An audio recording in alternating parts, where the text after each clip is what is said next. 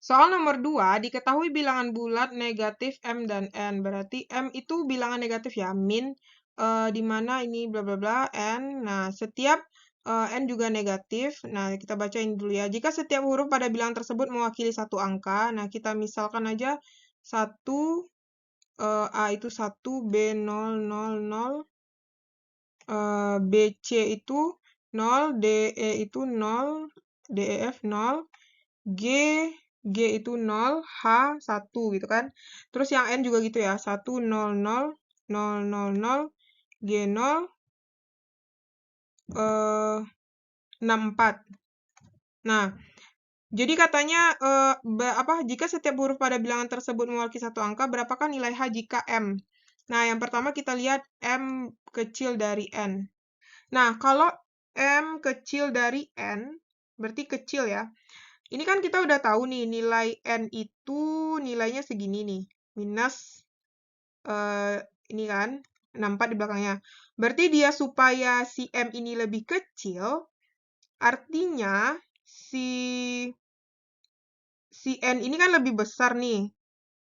Artinya si H ini harus nilainya adalah harus lebih besar dari 64 ya. Jadi H ini harus lebih besar dari 6 karena dia minus. Kalau minus itu kan kalau makin besar angkanya dia makin kecil kan. Nah, jadinya harusnya itu H itu kalau dia M lebih kecil dari N, berarti H-nya itu harus nilainya adalah sekitar 7, 8, 9 ya.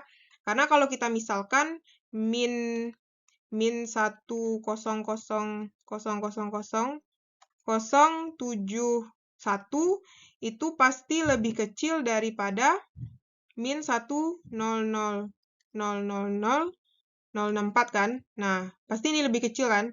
Lebih kecil daripada ini. Makanya dia bilangannya harus 7, 8, dan 9 gitu. Oke, paham ya? Sekarang kita cek kalau misalnya dia M besar dari 1. Kalau M besar dari 1, otomatis ini untuk M kecil dari N ya. Kalau misalnya besar dari 1, hanya itu harus nilainya adalah